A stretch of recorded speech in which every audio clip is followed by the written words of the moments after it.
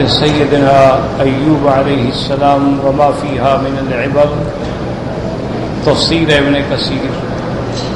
الحمد لله رب العالمين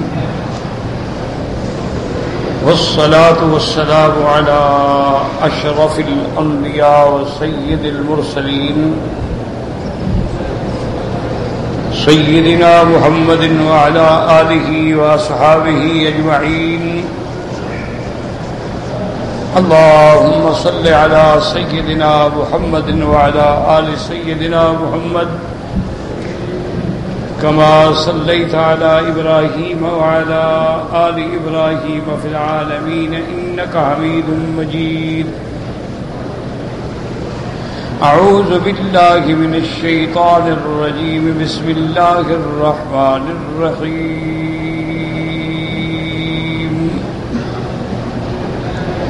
واذكر عبدنا أيوب إذ نادى ربه أني مسني الشيطان بنصب وعذاب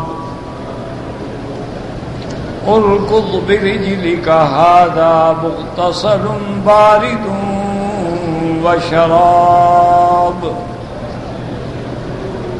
ووهبنا له أهله ومثلهم معهم رحمة منا وذكرى لأولي الألباب. وخذ بيدك ضغصا فاضرب به ولا تحنث إنا وجدناه صابرا نعم العبد إنه اواب. اللہ تبارک و تعالی نے کلام مقدس کی اس سورت مبارکہ میں جو سورت سواد کے نام سے ہے، جیسا کہ آپ نے پڑھا ہے کہ سب سے پہلے تو اللہ نے اس سورت میں اپنے کلام، اپنی کتاب، اپنے قرآن کی قسم کھا کے فرمایا کہ کافر جو ہیں یہ صرف غرور میں ہیں اور جھگڑے میں ہیں، حالانکہ یہ بھول گئے کہ ان سے پہلے ہم نے کتنی قوموں کو ہلاک کر ڈالا ہے۔ انہوں نے بھی اس وقت اللہ کو مانا اور پکارا جب وہ پکارنے کا وقت گزر گیا تھا۔ اس کے بعد پھر اللہ تبارک و تعالی نے بشریت رسالت کے بارے میں ارشاد فرمایا کہ جتنے پیغمبر ہم نے بھیجے ہیں وہ انسان ہیں، وہ بشر ہیں، وہ ولد آدم۔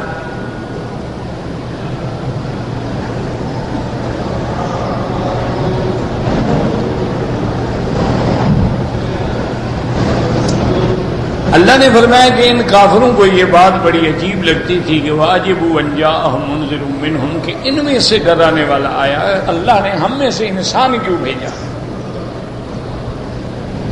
کبھی کہتے فرشتہ آنا چاہیے تھا، نوری نبی آنا چاہیے تھا، یہ تو ہماری طرح انسان ہیں، کھاتے ہیں، پیتے ہیں، دکھ ہے، سکھ ہے، تکلیف ہے، بیماری ہے، یہ کیسے نبی بن گئے؟ اور جب ان پیغمبروں کے معجزات دیکھتے کہ ان کے پاس اللہ کی طرف سے آیات ہیں، نشانیاں ہیں، خرق عادات ہیں، کہتے ہاں یہ جادوگر ہے۔ اور جب وہ پیغمبر ان کو خبر دیتے کہ ہم سب نے مر جانا ہے، دنیا ختم ہو جائے گی، ایک عالم آخرت آئے گا، قیامت میں اٹھیں گے، کہتے ہیں جھوٹے۔ اسی لیے قرآن نے ذکر کیا کہ بل عجبوا ان جاءهم منذر منهم وقال الكافرون هذا ساحر كذاب کہ یہ جادوگر ہیں یا نعوذ باللہ جھوٹے۔ اور اللہ نے فرمایا کہ ان بدبختوں کا حال دیکھو کہ اجا یہ اس بات پہ تعجب کرتے ہیں کہ ایک خدا ہوگا۔ وہ کہتے ہیں کہ دیکھو پیغمبر اجعل الآلہۃ الہا واحدا، ایک خدا کو مانو، سب کو چھوڑ دو۔ کیونکہ ہر دور میں یہ ہوتا آیا ہے کہ بعض قوموں نے، جیسے ہندو قوم ہے، ان کے تو کروڑوں دیوتا ہیں، اسی طرح بدھ مت ہیں، اسی طرح اور مذاہب ہیں، تو ان کو یہ ایک بات بڑی عجیب لگتی ہے کہ ایک خدا سارا نظام عالم کو چلائے گا۔ حالانکہ یہ جاہل ہیں، اگر خدا دو ہوں گے تب بھی نظام بگڑ جائے گا، نظام تو چلے گا ہی تب کہ ساری کائنات کا مالک خالق مختار ایک ہو۔ اگر خدا دو ہوں، ایک کہے ابھی رات ہونی چاہیے، ایک کہے نہیں دن ہونا چاہیے، تو فساد ہو گیا، نظام عالم درہم برہم ہو گیا۔ ایک کہے اس بندے کی عمر جو ہے 100 سال ہونی چاہیے، دوسرا خدا کہے نہیں 70 سال ہونی چاہیے، تو نظام عالم ہی ختم۔ لو کان فیہما آلہۃ الا اللہ لفسدتا، کہ اگر خدا کے سوا الہ واحد کے سوا کوئی الہ ہوتا نظام عالم ختم ہو جاتا۔ اجعل الآلہۃ الہا واحدا ان ھذا لشیء عجاب، وہ کہتی عجیب بات ہے کہ سارے کام جو ہے وہ ایک خدا کرتا ہے، دن ہے، رات ہے، ظلمت ہے، نور ہے، خیر ہے، شر ہے، پیدائش ہے، موت ہے، نفع ہے، نقصان ہے، یہ سب ایک خدا کرتا ہے۔ کہنے کہ بس چھوڑو پیغمبر کی بات نہ مانو۔ وانطلق الملأ منہم، جماعت اٹھ کھڑی ہوئی کہنے لگے نمشوا، چلو، واصبروا علی آلہتکم، تم اپنے خداؤں پر جمے رہو، اس کی بات نہ سنو، ان ھذا لشیء یراد، اس کا کوئی مقصد ہوگا اس لیے اس نے یہ دعویٰ کیا، ہم نے تو ایسی بات سنی ہی نہیں۔ اور پھر یہ کہتی کہ انزل علیہ الذکر من بیننا، کہ ہم سب میں سے آخر اللہ نے اس پہ وحی کیوں اتاری ہے؟ اللہ نے فرمایا میرے مدنی بل ہم فی شک من ذکری، اصل بات یہ ہے کہ یہ صرف نبوت کے معاملے میں نہیں، یہ تو خدا کے معاملے میں بھی شک میں پڑے ہوئے، جب خدا کو نہیں مانتے تو خدا کی کلام کو کیا مانیں؟ بل لما یذوقوا عذاب، یہ اس دن مانیں گے جب عذاب چکھیں۔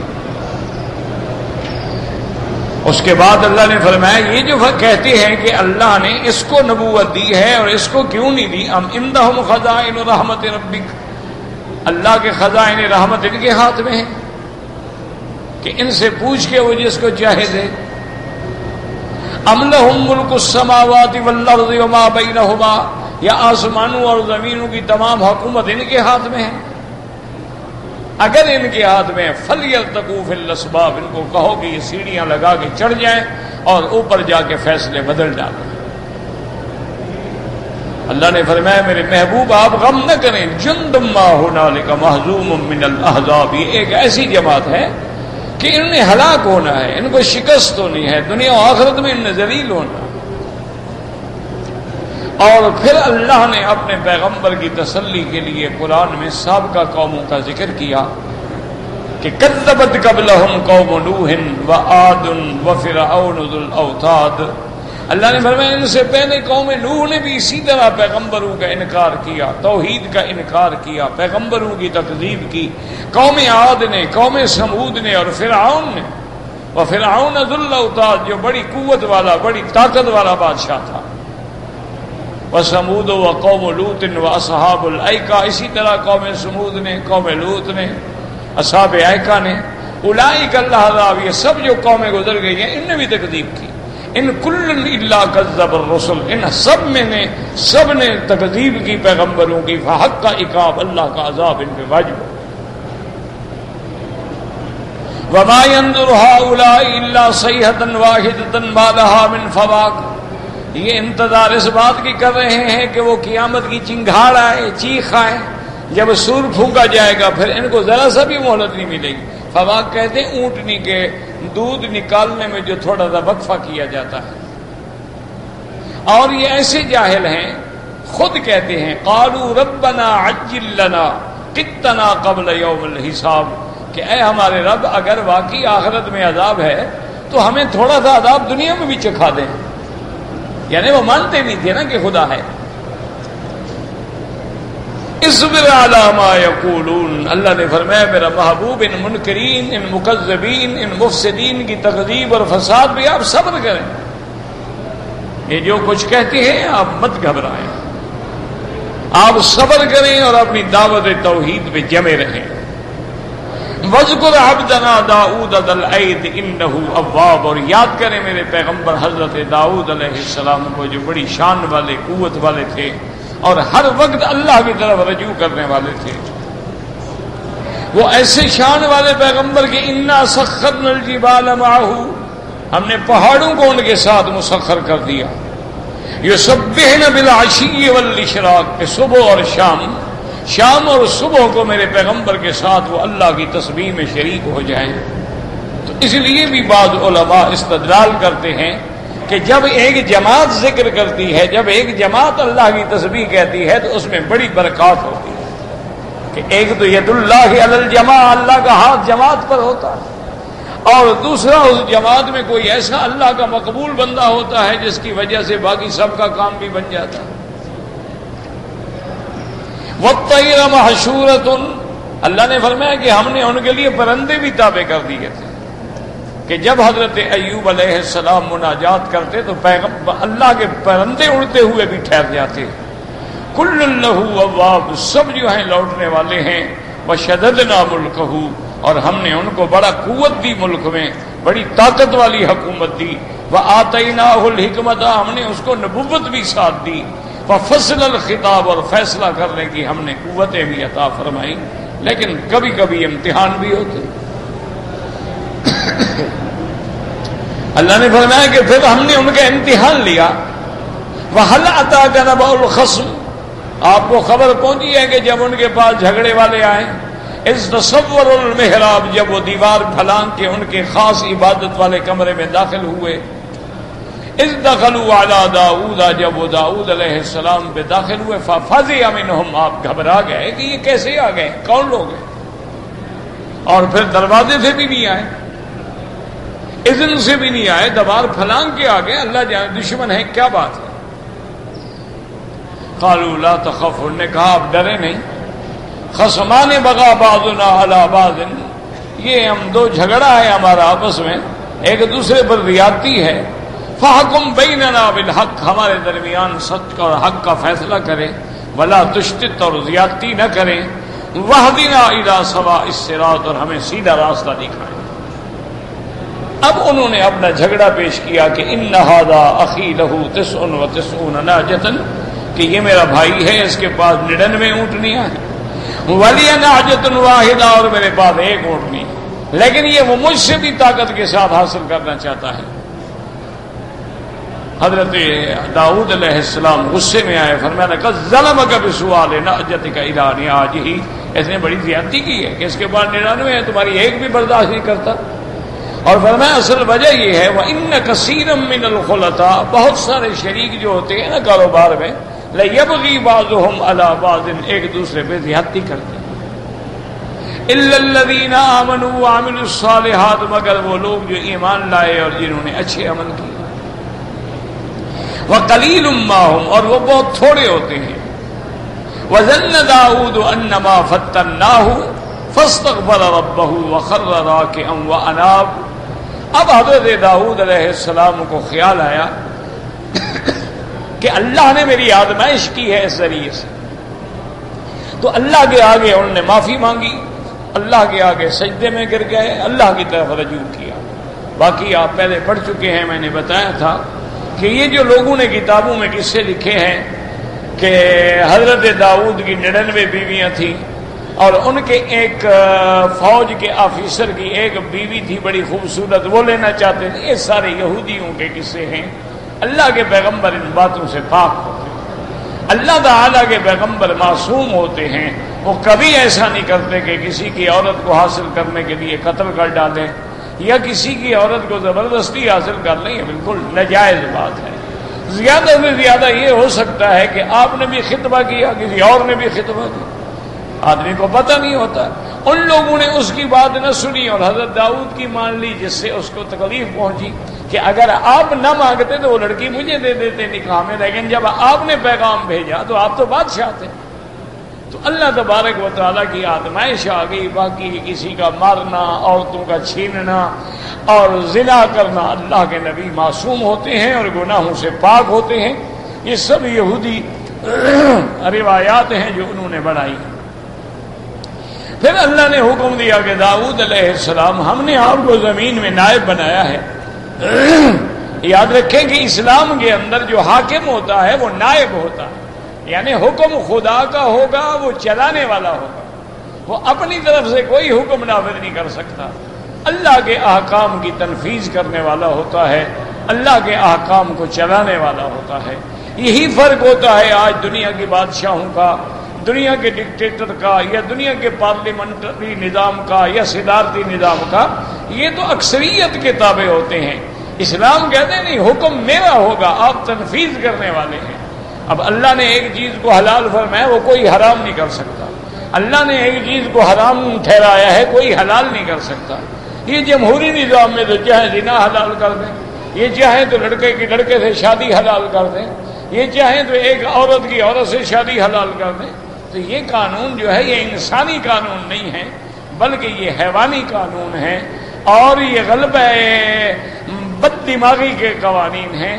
اصل قانون وہ ہے جو اللہ کے خالق اور مالک نے بنایا ہے۔ اس لیے فرمایا یا داؤد انا جعلناک خلیفۃ فی الارض، ہم نے زمین میں آپ کو خلیفہ بنایا ہے۔ فاحکم بین الناس بالحق، لوگوں کے درمیان انصاف سے فیصلہ کریں۔ ولا تتبع الہویٰ، کبھی اپنی خواہش کے پیچھے نہ چلیں، اگر خواہش کی پیروی کی تو وہ آپ کو راستے سے ہٹا دے۔ ان الذین یضلون عن سبیل اللہ، جو لوگ اللہ کے راستے سے بھٹک جاتے ہیں ان کے لیے اللہ نے سخت عذاب رکھا۔ اور اس کے بعد اللہ نے ارشاد فرمایا کہ وما خلقنا السماء والارض وما بینہما باطلا، یہ آسمان زمین اور اس کے درمیان جو کچھ ہے ہم نے ایسے بنا دیا، یعنی بے فائدہ ہے کہ بس بنا دیا ختم ہو گیا آگے نہیں، اس لیے بنایا ہے کہ امتحان ہوگا قیامت میں۔ ذالک ظن الذین کفروا، یہ کافروں کا خیال ہے۔ فویل للذین کفروا من النار، کافروں کے لیے تو عذاب جہنم ہے۔ اللہ نے فرمایا کیا یہی عدل ہے؟ ہم لوگوں کو کہتے ہیں عدل کرو، کیا یہی عدل ہے کہ ایمان والے اور کافر برابر ہو جائیں گے، پرہیزگار اور فاجر برابر ہو جائیں گے؟ ہرگز نہیں، بلکہ اللہ قیامت میں عدل فرمائیں گے۔ ایمان والے متقین ابرار اخیار کے اعلیٰ درجات ہوں گے، کافر فاسق فجار کے لیے عذاب ہوگا۔ ام نجعل الذین آمنوا وعملوا الصالحات، کیا ہم ان لوگوں کو جو ایمان لائے اور اچھے عمل کیے کالمفسدین فی الارض، ان کے برابر کر دیں جو زمین میں فساد کرتے ہیں، قتل کرتے ہیں، خون بہاتے ہیں؟ ام نجعل المتقین کالفجار، یا ہم پرہیزگاروں کو ان کے برابر کر لیں جو فاسق و فاجر ہیں؟ غلط بات ہے۔ کتاب انزلناہ الیک مبارک، میرے مدنی ہم نے آپ پر ایک ایسی کتاب اتاری ہے جو برکت والی ہے، جو ثابت رہنے والی ہے۔ لیدبروا آیاتہ، ان کی آیات میں تدبر کریں، ولیذکر اولو الالباب، اور اس کتاب سے نصیحت حاصل کریں وہ لوگ جو عقل والے ہیں، جن کو اللہ تبارک و تعالی نے عقل عطا فرمایا۔ اب اللہ فرماتے ہیں کہ حضرت داؤد کے بعد وَوَهَبْنَا لِدَاؤُدَ سُلَيْمَانَ، ہم نے حضرت داؤد کو بیٹا سلیمان بھی دیا۔ لیکن یاد رکھیں داؤد علیہ السلام کا بیٹا سلیمان صرف اکیلا نہیں، آپ کی بڑی اولاد ہے، لیکن چونکہ پیغمبر سلیمان ہیں، نبی سلیمان ہیں، اس لیے ان کا ذکر ہے۔ وَوَهَبْنَا لِدَاؤُدَ سُلَيْمَانَ نِعْمَ الْعَبْدُ، کیا اچھا بندہ ہے، إِنَّهُ أَوَّابٌ، وہ ہر بات میں اللہ کی طرف رجوع کرنے والا ہے۔ اِذْ عُرِضَ عَلَيْهِ بِالْعَشِيِّ الصَّافِنَاتُ الْجِيَادُ، جب شام کے وقت میں حضرت سلیمان علیہ السلام کے سامنے بہترین قسم کے گھوڑے جو تھے وہ پیش کیے گئے۔ فقال انی احببت حب الخیر، ان کی محبت میں آ کر اتنی آپ محو ہو گئے کہ سورج ڈوب گیا اور آپ کی عصر کی نماز جو تھی وہ قضا ہو گئی۔ انی احببت حب الخیر عن ذکر ربی حتی توارت بالحجاب، فرمایا ردوها علی، واپس لے آؤ ان گھوڑوں کو۔ فَتَفِقَ مَسْحًا بِالسُّوقِ وَالْأَعْنَاقِ، اور پھر آپ نے تلوار لے کر ان کی گردنیں اور کونچیں جو تھی کاٹ ڈالی۔ یاد رکھیں کہ گھوڑا جو ہے شریعت میں حلال تھا، اب بھی بعض ائمہ کے نزدیک گھوڑا جو ہے وہ حلال ہے۔ معنی یہ تھا کہ اس کی محبت نے مجھے اللہ کی نماز سے روکا ہے، میں یہ رکھنا ہی نہیں چاہتا۔ تو اللہ کی محبت میں آ کر، اللہ کی نماز کی محبت میں آ کر انہوں نے ان گھوڑوں کو ذبح کر دیا۔ اللہ تبارک و تعالی نے اس کا بدلہ عطا فرمایا کہ اللہ نے فرمایا تم نے میرے لیے گھوڑے ذبح کر دیے، میں ہوائیں تیرے تابع کر دوں گا۔ اور اس کے بعد فرماتے ہیں وَلَقَدْ فَتَّنَّا سُلَيْمَانَ وَأَلْقَيْنَا عَلَىٰ كُرْسِيِّهِ جَسَدًا ثُمَّ عَذَابَ، پھر ہم نے حضرت سلیمان کو امتحان میں ڈالا، اور پھر ہم نے اس کے تخت پہ ایک ایسا جسد، ایک ایسا جسہ جس کی کوئی حیثیت نہیں تھی وہ ڈالا۔ انہوں نے پھر اللہ کی طرف رجوع کیا۔ اس کی وجہ یہ تھی کہ حضرت سلیمان نے قسم کھا لی کہ آج رات میں اپنی تمام بیویوں کے ساتھ مجامعت کروں گا اور سب سے ایک لڑکا پیدا ہوگا جو اللہ کے راستے میں مجاہد بنے گا. لیکن آپ انشاءاللہ نہ کہہ سکے. نتیجہ یہ نکلا کہ کسی عورت کو حمل ہی نہ ٹھہرا. ایک عورت کو حمل ٹھہرا تو اسقاط ہو کے حمل گر گیا.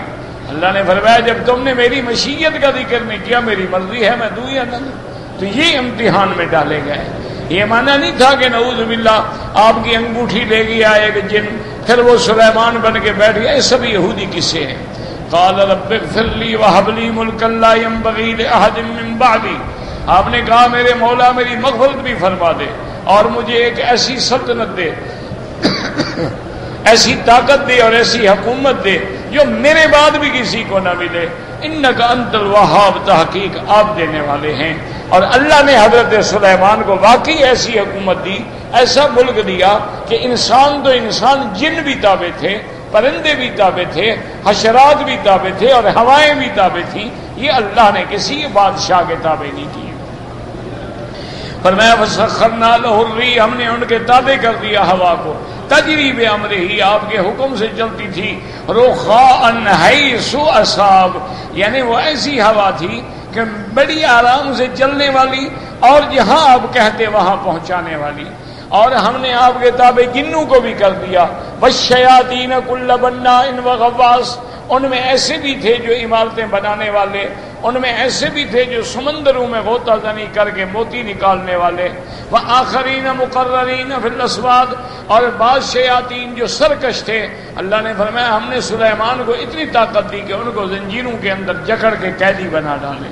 فرمایا ھذا عطاؤنا، سلیمان علیہ السلام یہ ساری نعمتیں جو ہیں یہ میری عطا ہے، یہ سب کچھ میں نے آپ کو دیا ہے.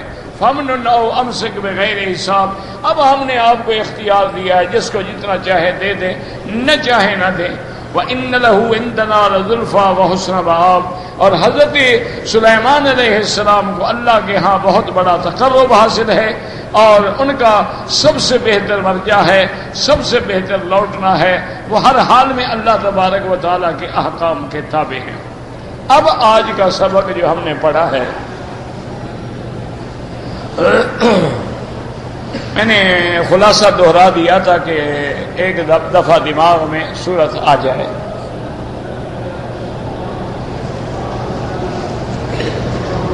آج کے سبق میں جو آیات ہم نے پڑھی ہیں اس میں اللہ پاک ارشاد فرماتے ہیں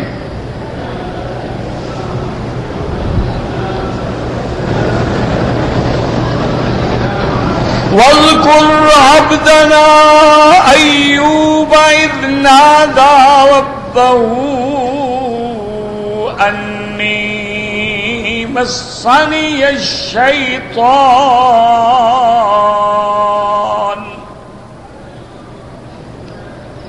إِذْ نَادَىٰ رَبَّهُ أَنِّي مَسَّنِيَ الشَّيْطَانُ بِنُصْبٍ وعذاب اركض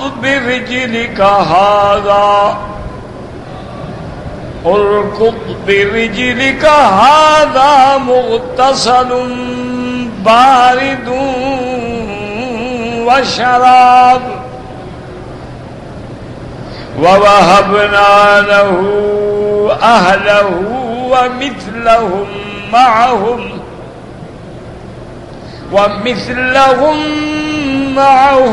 رحمة منا وذكرى لأولي الألباب.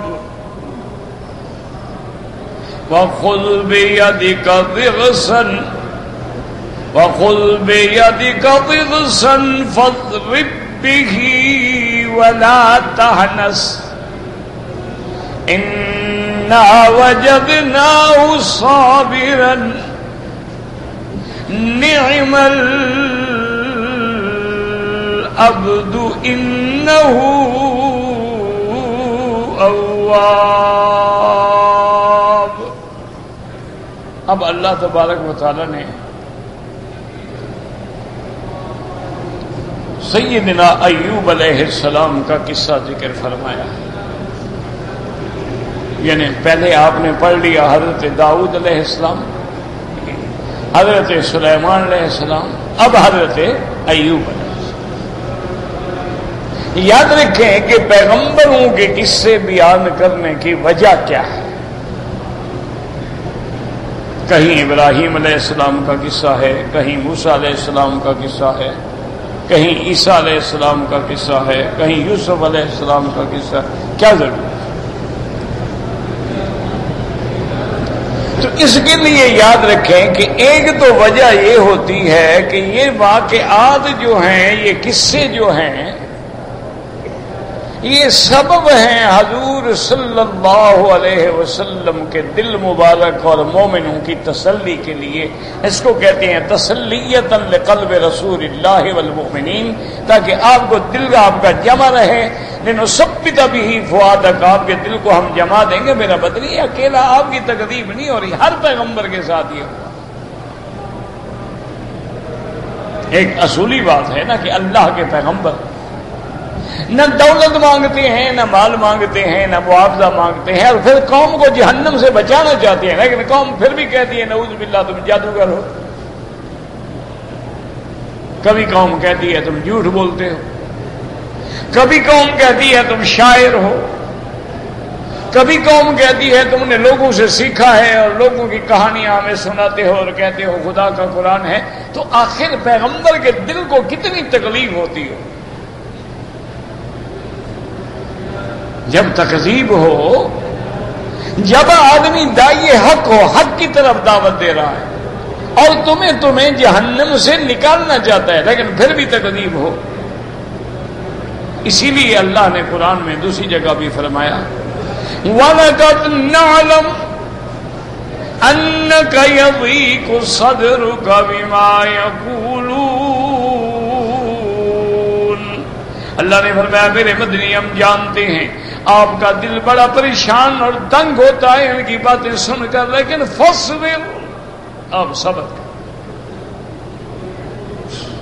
اسی طرح قرآن دوسری جگہ کہتا ہے فَاصْبِرْ كَمَا صَبَرَ فَاصْبِرْ كَمَا صَبَرَ أُولُو الْعَزْمِ مِنَ الرُّسُلِ۔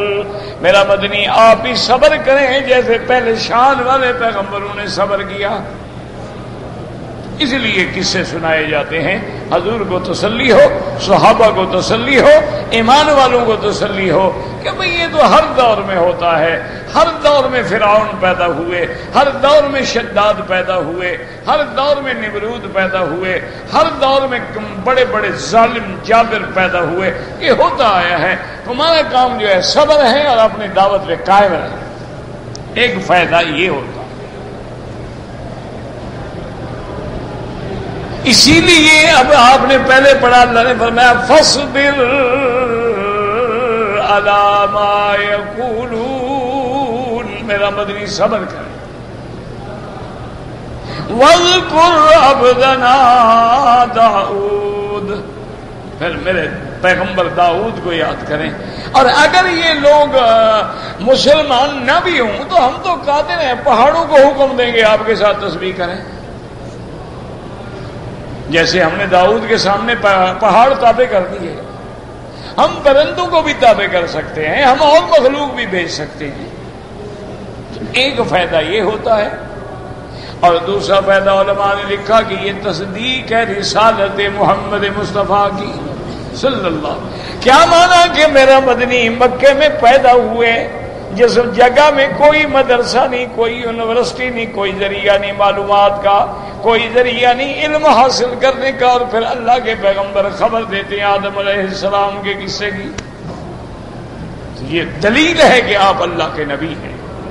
کہ بھائی مکے میں رہتے ہوئے، مکہ تو ایسی جگہ تھی نا کہ وادٍ غیر ذی زرع، اللہ کے پیغمبر ابراہیم علیہ السلام نے فرمایا میرا مولا ایک ایسی وادی میں جس میں کوئی آبادی نہیں، کوئی چیز نہیں، میں وہاں اپنے بچوں کو چھوڑ رہا ہوں۔ ایک ایسی جگہ ہے جہاں کوئی علم والا ہے ہی نہیں، جہاں کوئی مدرسہ نہیں ہے، ساری قوم امی ہے، اور وہاں اللہ کے نبی خبر دیتی ہیں کبھی آدم علیہ السلام کی ولادت کی، کبھی آدم علیہ السلام کے مسجود الملائکہ ہونے کی آسمانوں کی خبریں دے رہے ہیں، تو کون دے رہا ہے؟ دلیل ہے کہ آپ اللہ کے نبی ہیں۔ اگر نبی نہ ہوتے یہ خبریں کہاں سے آتی؟ حضور پاک نے تو ابراہیم علیہ السلام کو نہیں دیکھا، سرکار دو عالم سے حضرت موسیٰ علیہ السلام 1200 سال پہلے گزر گئے، عیسیٰ علیہ السلام 600 سال پہلے گزر گئے، لیکن اللہ کا پیغمبر سارے واقعات بیان کر رہے ہیں۔ تو انبیاء کے قصے جو ہیں قرآن میں، یہ تصدیق رسالت محمد مصطفیٰ ہے کہ دیکھو میرے مدنی نے اچھا اگر یہ غلط ہے تو ثابت کرو۔ دیکھو نا جی، چلو آدم علیہ السلام کا قصہ آسمانوں پہ، لیکن یوسف علیہ السلام کا قصہ تو مصر میں ہے نا۔ اور آج دنیا کے علم کہاں پہنچ گیا ہے؟ آج علم نے کتنی ترقی کر لی ہے کہ علم آخری معراجوں پہ پہنچا ہوا ہے۔ ایک یعنی سیکنڈ کے اندر آپ بات کر سکتے ہیں، لاکھوں میل دور بات کر سکتے ہیں، سن سکتے ہیں، تصویر دیکھ سکتے ہیں۔ تو آپ بتلائیں گے یوسف علیہ السلام کا قصہ جو اللہ کے نبی نے سنایا ہے کیا غلط ہے؟ اچھا فرعون کوئی وہ بھی تو مصر میں تھا، اور فرعون کیسے غرق ہوا، کیسے موسیٰ علیہ السلام کا مقابلہ ہوا، یہ تو مصر کی بات ہے۔ جو حضور نے بتلائی ہے ثابت کرو کہ غلط ہے، اور اگر وہ صحیح ہے تو پھر محمد مصطفیٰ سچا نبی ہے۔ اسی لیے آپ دیکھیں کہ آج کفر جو ہے، نصرانی ہوں یا یہودی ہوں یا وثنی ہوں یا ہندو ہوں، علم کی ترقی میں اتنا اونچے چلے گئے ہیں جدید علوم میں کہ آدمی کا دماغ حیران ہو جاتا ہے، لیکن آج تک ان کو جرت نہیں ہوئی کہ اللہ کے قرآن کے ایک قصے کو جھٹلا سکیں، کہہ سکیں گے یہ غلط ہے، یہ نہیں کہہ سکتے۔ تو اس لیے یاد رکھیں کہ پیغمبروں کے قصے کیوں آئے ہیں؟ تاکہ میرے مدنی پاک کی رسالت کی تصدیق ہو کہ اللہ کا نبی جو ہے وہ سچا۔ دو باتیں ہوں۔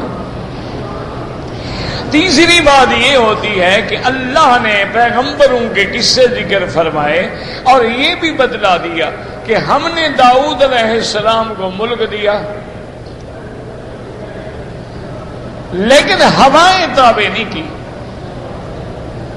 داؤد علیہ السلام کے ہاتھ میں ہم نے لوہے کو نرم کر دیا،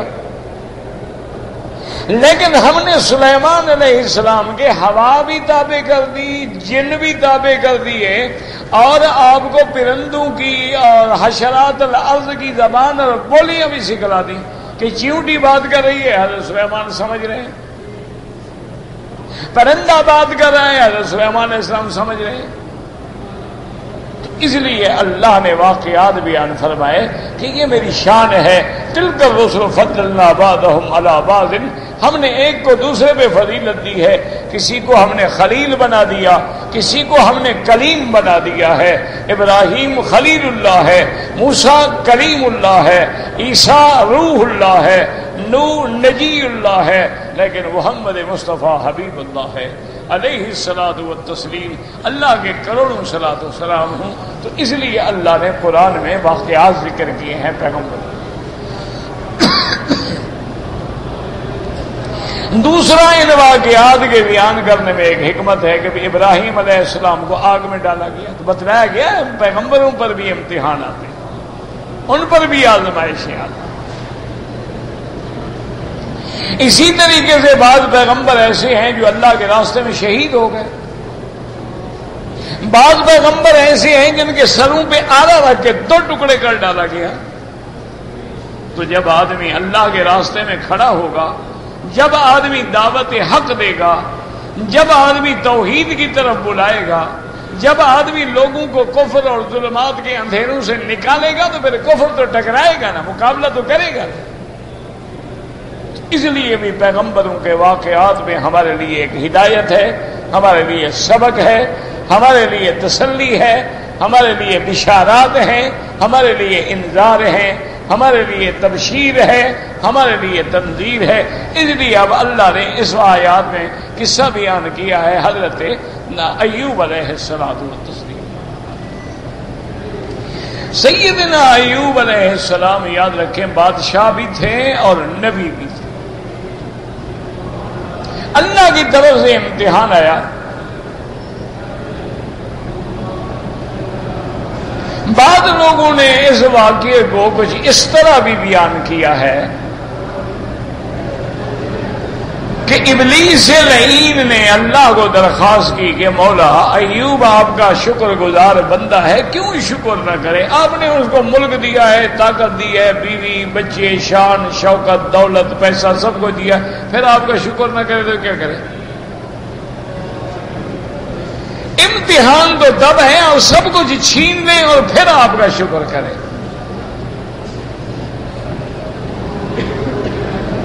اللہ نے فرمایا کہ ٹھیک ہے، ہم اپنے بندے کا امتحان کرتے ہیں. اللہ نے ابلیس کو حکم دیا کہ چلو جاؤ، جو کچھ کرنا ہے کرو.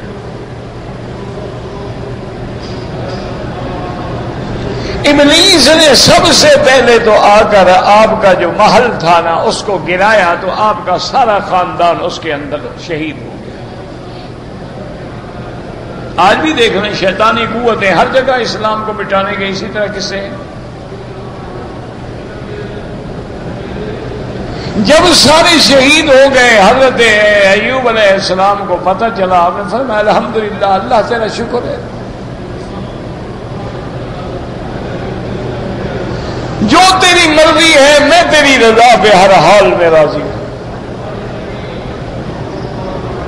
اسی دیر میں اللہ تبارک و تعالیٰ کا امتحان تھا کہ ابلیس نے حضرت ایوب علیہ السلام کو اپنے ہاتھ سے چھوا تو آپ کو بیماری لگ گئی. اب طاقت بھی گئی، دولت بھی گیا، محل بھی گئے، صحت بھی گئی، اتنی بیمار ہو گئے کہ ملک چھوڑ کے، شہر چھوڑ کے باہر سڑک پہ آ کر ایک جھوپڑی بنا کے اس میں رہنے لگے. سب ساتھ چھوڑ گئے، صرف ایک بیوی تھی جو وفادار تھی، اس نے ساتھ نہیں چھوڑا.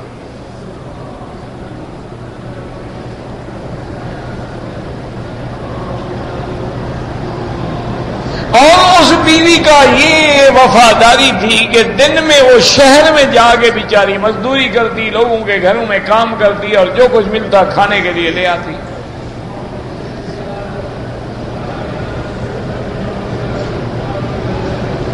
ایک دن وہ اسی عالم میں پریشان ہو کے آ رہی تھی کہ یا اللہ، یہ ہم پہ کیسے مصیبتوں کے پہاڑ ٹوٹ پڑے ہیں کہ ملک بھی گیا، سلطنت بھی گئی، طاقت بھی گئی، دولت بھی گئی، صحت بھی گئی، اب ایک بیمار خامد ہے. اور ہمارا یہ ہے کہ میں روٹی دینے کے لیے بھی مجبور ہوں کہ لوگوں کے گھروں میں کام کروں.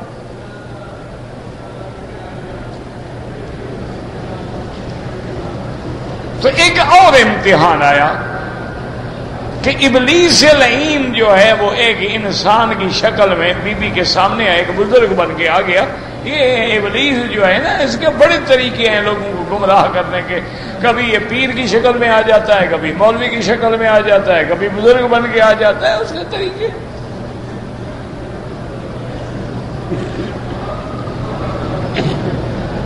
اسی لیے یاد رکھیں کہ علماء نے لکھا ہے کہ ہمیں کیسے پتہ چلے کہ یہ صحیح عالم ہے، صحیح پیر ہے، یا مداری ہے، یا ابلیس کا ایجنٹ ہے یا چیلا ہے، ہمیں کیسے پتہ لگے؟ انہوں نے کہا بڑا آسان ہے. اس کو دیکھو، اگر اس کی زندگی اٹھنا بیٹھنا بولنا پہننا کھانا پینا عین سنت محمد مصطفیٰ کے مطابق ہے تو ولی اللہ ہے، وہ اللہ کا ولی ہے.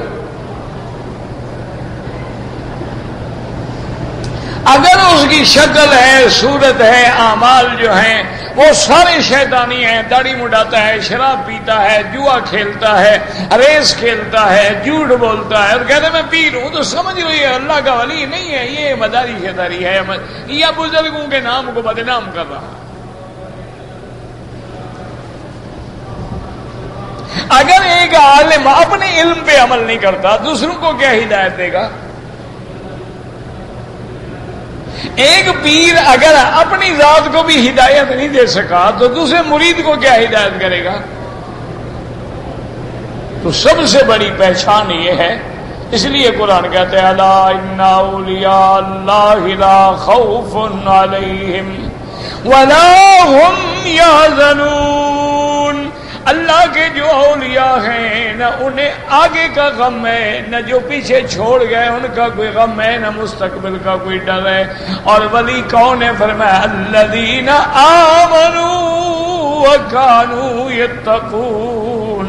اور فرمایا ولی وہ ہوتے ہیں جو پکے ایمان والے اور تقوی والے، پرہیزگاری والے، ہر کام میں اللہ سے ڈرنے والے،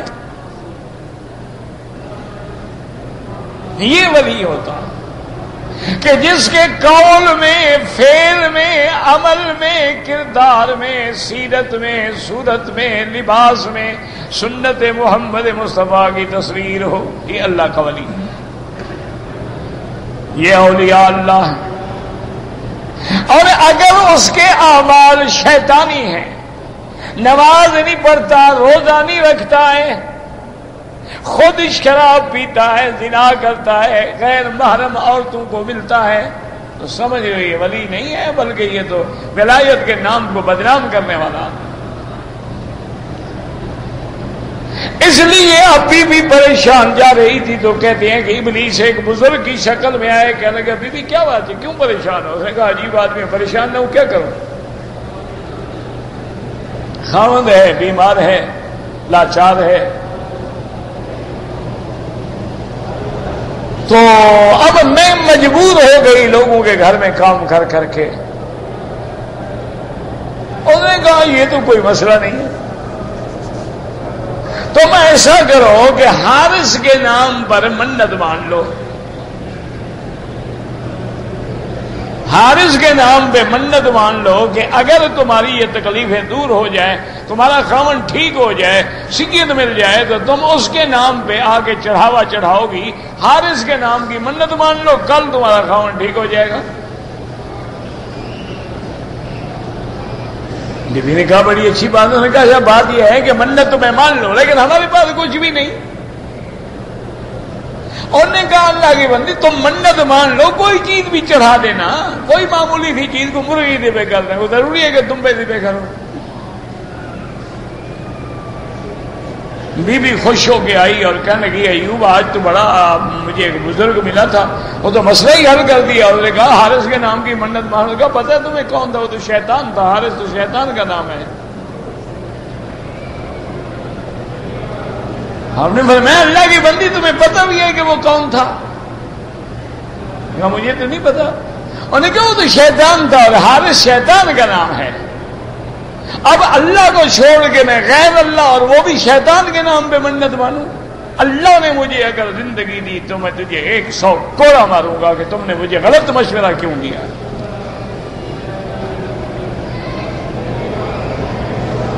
تم مجھے بھٹکانا چاہتی ہو راستے سے کہ میں اللہ کی توحید کو چھوڑ کے غیر کے نام پہ منت مانوں؟ تو اللہ تبارک و تعالیٰ کی راہ گئے۔ اب ایوب علیہ السلام نے دعا کی اور اللہ کو پکارا کہ یا اللہ میری اب پریشانی کی انتہا ہو گئی ہے کہ میری بیوی بھی راستے سے ہٹنے لگ گئی۔ لیکن یاد رکھیں کہ قرآن نے ان واقعات کو کسی تفصیل سے بیان نہیں کیا، بڑے اجمال سے بیان کیا، کیونکہ پیغمبر کی بڑی شان ہوتی۔ یہ جو لوگوں نے کہا آپ کو کیڑے پڑ گئے تھے اور کیڑا زبان پہ آ گیا، یہ سب یہودی قصے ہیں۔ اللہ کے پیغمبر بڑے شان والے ہوتے ہیں، اللہ ان کو کوئی ایسی بیماری نہیں دیتے جو عیب والی، سب جھوٹے قصے ہیں۔ باقی ایک کہنا یہ بھی ہے کہ جب رحمت ہو تو بندہ اس کی نسبت اللہ کی طرف کرتا ہے، اور شر ہو تو بندہ اپنی طرف کرتا ہے یا شیطان کی طرف کرتا ہے۔ ورنہ ہر چیز کا خالق مالک اللہ ہے۔ بیماری دینے والا کون ہے؟ اللہ ہے۔ شفا دینے والا کون ہے؟ اللہ ہے۔ روشنی پیدا کرنے والا کون ہے؟ اللہ ہے۔ اندھیرا پیدا کرنے والا کون ہے؟ اللہ ہے۔ آدم کو پیدا کرنے والا کون ہے؟ اللہ ہے۔ اور ابلیس کو پیدا کرنے والا کون ہے؟ اللہ ہے۔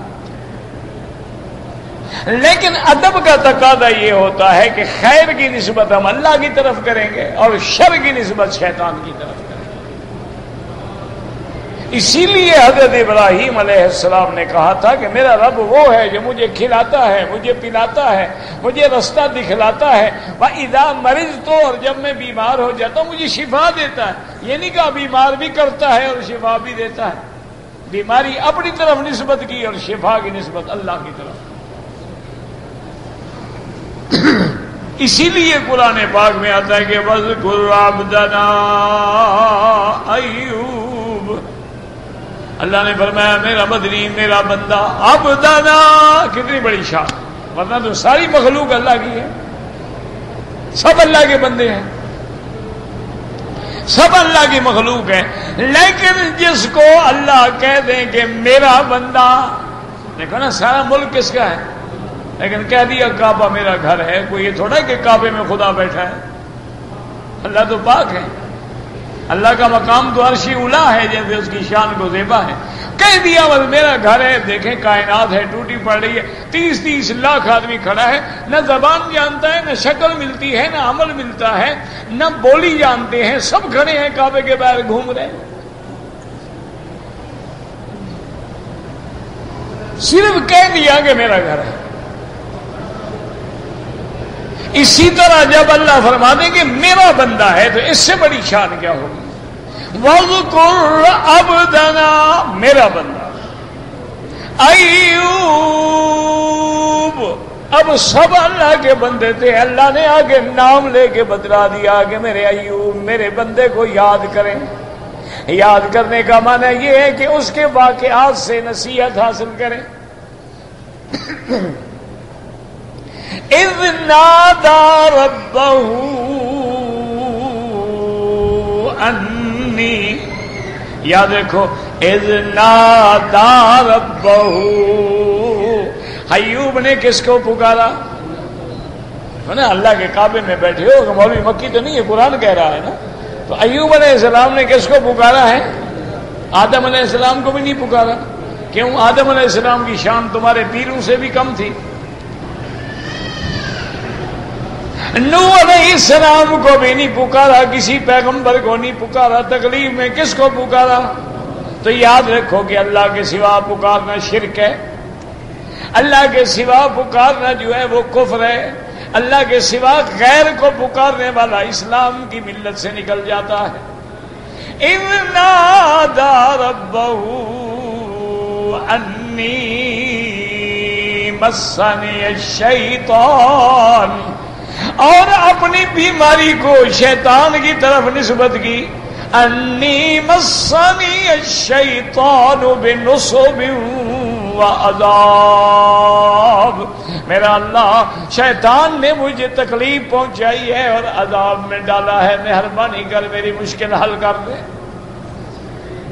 مسئلہ سمجھ آیا کہ بیماری ہو، تکلیف ہو، پریشانی ہو، پکارنے کا حق صرف اللہ کی ذات کا ہے اور کسی کو پکارنا جائز نہیں۔ اس لیے آپ دیکھیں کہ ہر پیغمبر، ہر اولیاء اللہ، ہر اللہ کے ماننے والے صرف اللہ کو پکارتے ہیں۔ حضرت آدم علیہ السلام نے کس کو پکارا؟ ربنا ظلمنا، اللہ کو۔ ایوب علیہ السلام نے کس کو پکارا؟ اللہ کو۔ وَنَادَى نُوحٌ رَبَّهُ، اور جب بیٹا ڈوبنے لگا تو نوح علیہ السلام نے کس کو پکارا؟ بس یہی عقیدہ ٹھیک کر لیں اپنا۔ یہ جو ہوتا ہے نا کہ نہیں جی ہم ان کو کہتے ہیں اور یہ آگے کہتے ہیں، یہی جہالت ہے۔ سفارشیں اور وسیلے واسطے وہاں ڈھونڈے جاتے ہیں جو بات نہ سنتا ہو۔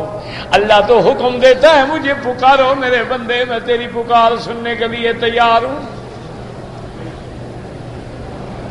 فرمایا انی مسنی الشیطان بنصب وعذاب۔ اب اللہ کی قدرت کی شان دیکھیں، اللہ نے یہ نہیں فرمایا کہ فلاں بندے کے پاس جاؤ، فلاں وظیفہ کرو، فلاں درخت کے پاس جاؤ، فلاں سمندر میں جاؤ، ارکض برجلک ھذا مغتسل بارد وشراب۔ اللہ نے کہا ایوب علیہ السلام اب تیرے امتحان کے ختم ہونے کا وقت آ گیا ہے، جہاں بیٹھے ہو یہی پاؤں مارو، اس پاؤں سے ایک چشمہ نکلے گا، اس چشمے سے غسل بھی کر لو، پی بھی لو، ساری بیماریاں ختم۔ یہ اللہ کی شان ہے، لیکن یاد رکھو ہر چشمے کا فرق ہے۔ ایک چشمہ جو ایوب کے پاؤں سے نکلا وہ صرف ایوب کے کام آیا، ایک چشمہ جو اسماعیل کے پاؤں سے نکلا وہ قیامت تک ہر بندے کے کام آ رہا ہے۔ وہاں بھی پاؤں ہلا، یہاں بھی پاؤں ہلا ہے۔ وہاں ایوب علیہ السلام کو حکم ہے کہ ارکض برجلک ھذا، اور یہاں اسماعیل تڑپ رہے ہیں، پیاس ہے، پانی نہیں ہے۔ اللہ نے جبریل کو حکم دیا کہ جہاں پیغمبر کے پاؤں لگ رہے ہیں یہیں جا کے اپنا پر مارو، میں ایسا چشمہ نکالوں گا جو قیامت تک چلے گا۔ تو آج جو آپ زمزم پی رہے ہیں یہ بھی ایک پیغمبر کے قدموں کے آثار ہیں۔ اللہ پاک آپ کو ہمیں قرآن پہ چلنے کی، سمجھنے کی توفیق عطا فرمائے۔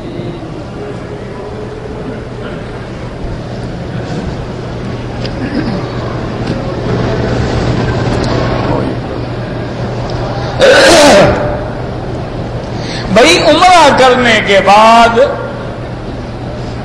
افضل یہ ہے کہ آدمی سر پہ اس طرح پھروائے، چونکہ اللہ کے قرآن میں ذکر ہے محلقین رؤوسکم و مقصرین۔ یہ کوئی مولویوں کا قصہ کہانی نہیں ہے، یہ کوئی چھوٹا موٹا مسئلہ نہیں ہے کہ کسی مولوی نے لکھا ہے، تو قرآن ہے کہ سب سے افضل یہ ہے کہ سر پہ اس طرح پھروائے۔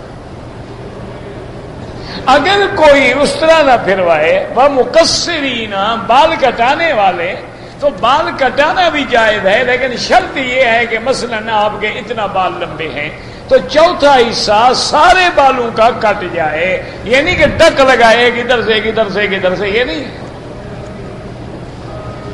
1/4 حصہ بالوں کا اتر جائے، اس سے کم ہوگا تو پھر دم دینی پڑے گی۔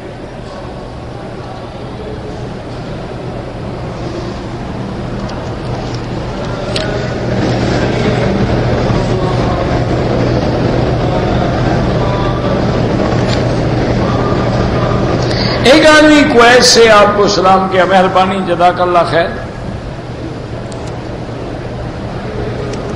کہتے ہیں کہ جی بڑے بڑے لوگ ہیں، سرمایہ دار ہیں، پیسے والے ہیں، یہاں حرم میں جو کھجور تقسیم ہوتی ہے اس کو وہ بطور تحفہ یا ہدیہ اپنے ملک میں لے جائیں، اگر ان کی نیت یہ ہے کہ یہ خالص حلال ہے۔ کیوں؟ ایک آدمی مجھے دے رہا ہے، اس میں کیا حرام؟ میرے لیے تو حلال ہے نا، اور پھر اللہ کے حرم سے مجھے ملی ہے، کوئی حرج نہیں، لے جا سکتا، کوئی منع نہیں۔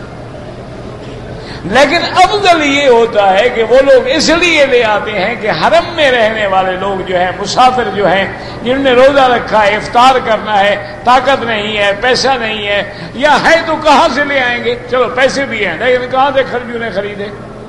تو اللہ تبارک و تعالیٰ نے اہل عرب کو یہ توفیق دی ہے کہ سارا سال وہ کھجوروں کی حفاظت کرتے ہیں۔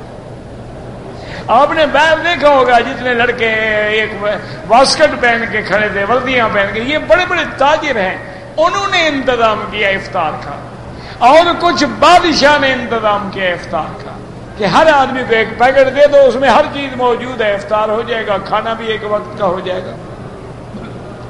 تو یہ بہرحال آپ لے جا سکتے ہیں، کوئی منع نہیں ہے، لیکن افضل یہ ہے کہ یہاں غریب کھائیں، آپ کو اللہ نے پیسہ دیا، آپ خرید کر کے لے جائیں، آپ مدینے سے خرید کر کے لے جائیں، مکے سے خرید کر کے لے جائیں، ہر جگہ کھجوریں جو ہیں وہ آپ ملتی ہیں۔ اور سنت بھی یہ ہے، یاد رکھو، صحیح حدیث میں موجود ہے، حضور نے فرمایا کہ روزہ افطار کرنا افضل یہ ہے، سنت یہ ہے کہ میٹھی چیز سے کیا جائے، اور میٹھے میں بھی حضور کو کھجور زیادہ پسند تھی، اور کھجور اگر تازہ ملے تو پھر حضور خشک کھجور استعمال نہیں کرتے تھے، اگر تازہ کھجور نہ ملے تو پھر خشک کھجور سے روزہ افطار کریں، اگر وہ بھی نہ ملے تو پانی سے افطار کریں، یہ جو ہمارے ملک میں ہے کہ سمبوسے اور چٹنیاں اور پکوڑے، یہ تو پتہ نہیں کسی ہندو کا مذہب ہے کہ کسی نبی پاک کا مذہب یا سنت تو نہیں ہے. یہ کوئی ہندو وغیرہ کی رسم ہے کہ پکوڑے کھاؤ اور یہ چیزیں کھاؤ اور جناب چٹنیاں اور مختلف سمبوسے اور پتہ نہیں کیا کیا بلائیں بنے. اس کا بہرحال سنت رسول سے کوئی تعلق. اور بعض لوگوں نے یہ بنا رکھا ہے کہ جی ایک ہفتہ تو ہم نمک سے افطار کریں گے. یہ بھی بدعت ہے سنت کے. کبھی حضور پاک نے نمک سے افطار نہیں کیا. اور بعض لوگ کہتے ہیں جی ادرک سے افطار کریں گے. بالکل خلاف سنت ہے. سنت یہ ہے کہ کھجور سے یا کسی بھی میٹھی چیز سے روزہ افطار کریں، یا نہ ملے تو پانی سے افطار کریں. یہ سنت محمد مسلم. ہاں اب آپ نے افطار کر لیا، بعد میں جو چیز کھائیں تمہاری مرضی، وہ منع نہیں ہے. لیکن افطار کے لیے بطور خاص ان چیزوں کو رکھنا، یا یہ سمجھنا کہ جی وہ نمک رکھ کے بیٹھے ہیں جی نمک سے کریں. کروڑوں پتی آ رہے اور یہ غربت کا اظہار ہو رہا ہے جی میں نمک چاٹ رہا ہوں. تم غریبوں کو تو کھلاؤ پہلے، بعد میں نمک چاٹ لیں. یعنی اللہ سے بھی ڈرامے کرتے ہیں لوگ. اللہ تو جانتا ہے نا تمہارے احوال کو. یہاں بھی تو لوگ ہیں. میں اخبار میں پڑھ رہا تھا کہ ایک عرب تاجر نے 17,000 آدمیوں کا روز کے افطار کا انتظام کیا. یہاں کی افطار کا یہ عالم ہے. کل یا پرسوں کے اخبار میں تھا کہ صرف رمضان میں اس افطار کے منظر کو دیکھ کے سینکڑوں کافر مسلمان ہو گئے. انہوں نے کہا یار یہ تو عجیب مذہب ہے کہ غریب ہے، امیر ہے، ہندی ہے، سندھی ہے، پختون ہے، پٹھان ہے، تاجک ہے، ازبک ہے، سب بیٹھے ہیں اکٹھے کھا رہے ہیں، اکٹھے افطار کر رہے ہیں، سب بھائی ہیں، کوئی جھگڑا ہی نہیں. تو باقی یہ سچا دین ہے. تو اللہ نے ان کو اسلام نصیب کر دیا. وآخر دعوانا الحمدللہ رب العالمین. اللہم صلی علی سیدنا محمد وعلی آل سیدنا محمد كما صليت على إبراهيم وعلى آل إبراهيم في العالمين إنك حميد مجيد. اللهم أنت ربي لا إله إلا أنت الأحد الصمد الفرد الذي لم يلد ولم يولد ولم يكن له كفوا أحد. اللهم أنت ربي لا إله إلا أنت الحنان المنان بديع السماوات والأرض يا ذا الجلال والإكرام. اللهم اجعل لنا وللمسلمين من كل هم فرجا ومن كل ضيق مخرجا. اللهم متعنا بأسماعنا وأبصارنا واشرح صدورنا وأحينا بقواتنا ما أبقيتنا واجعله الوارث منا واجعل ثأرنا على من ظلمنا وانصرنا على من عادانا. اللهم اقض حاجاتنا یا قاضی الحاجات. یا اللہ عالم اسلام پہ اپنی رحمت فرما. یا اللہ حضور کی امت پہ رحم فرما. یا اللہ مسلمان عراق میں ہیں، فلسطین میں ہیں، کشمیر میں ہیں، ہندوستان میں ہیں، بنگلہ دیش میں ہیں، برما میں ہیں، ارکان میں ہیں، افغان میں ہیں، عرب میں ہیں، عجب میں ہیں، پاکستان میں ہیں. سب کی جان مال آبرو عزت کی حفاظت فرما. یا اللہ مسلمانوں پہ رحم فرما. یا اللہ مسلمانوں پہ رحم فرما. یا اللہ مسلمانوں کی حفاظت فرما. یا اللہ اسلام کے مٹانے والوں پہ اپنا قہر نازل فرما. یا اللہ اسلام کے دشمنوں پہ اپنی قدرت سے اپنا قہر نازل فرما. یا اللہ اگر ان کے مقدر میں ہدایت نہیں ہے تو ان کی ہلاکت کا فیصلہ فرما دے. یا اللہ بیماروں کو شفا عطا فرما. بے حیاؤں کو حیا عطا فرما. بے دینوں کو دین عطا فرما. بے اولادوں کو اولاد عطا فرما. جن کی اولاد ہے ان کو صالح بنا. بے روزگاروں کو روزگار عطا فرما. جن کے گھروں میں بچیاں ہیں ان کے بہتر رشتے نصیب فرما. یا اللہ ہمیں مانگنا نہیں آتا، بغیر مانگے عطا فرما. یا اللہ ہمارا پڑھنا پڑھانا سننا سنانا قبول فرما. یا اللہ اخلاص عطا فرما. یا اللہ سیئت عطا فرما. اللہم نور وجوہنا بنور الایمان. اللہم نور قلوبنا بنور العرفان. اللہم ارزقنا علوم الاحادیث والقرآن. اللهم إنا نسألك من الخير كله عاجله وآجله. اللهم إنا نعوذ من شر كله عاجله وآجله. اللهم أنت الله لا إله إلا أنت. اللهم أنت الله لا إله إلا أنت. اللهم أنت الله لا إله إلا أنت الغني ونحن الفقراء. اللهم أنزل علينا الغيث ولا تجعلنا من القانتين وصلی اللہ تعالی علی خیر خلقہ سیدنا محمد وعلی آلہ وصحبہ اجمعین.